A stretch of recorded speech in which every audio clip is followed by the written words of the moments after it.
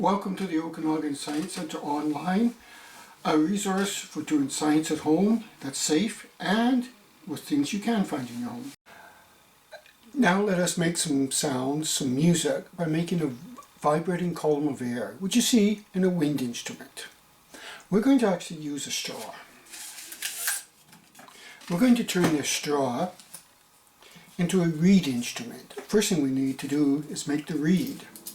A reed instrument works by having a reed that vibrates. That vibrates the column of air. For ours, we take and we cut the straw into a sharp V point. Then we squish it. It has to be flat. Flat so that they stay together, so they vibrate. I start by squishing them with my fingers. Then you put your teeth on about here and here. You pull it through your teeth.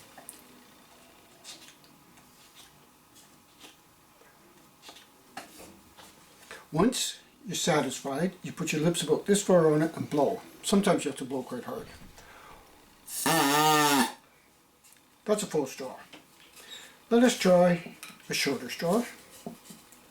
The same thing, we make our reed, cut it into a point, squish it.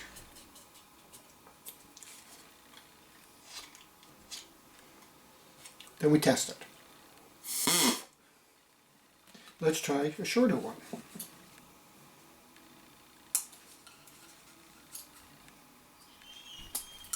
Always the same point or close. Squish it.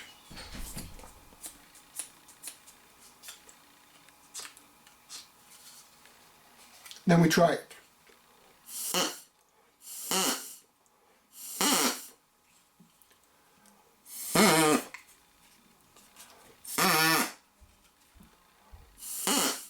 Notice the difference.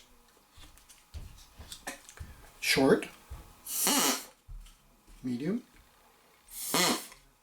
long. Sometimes you can actually play a chord with it. It's more difficult, but prepare two of them, different sizes of course, put them in your mouth and try them both.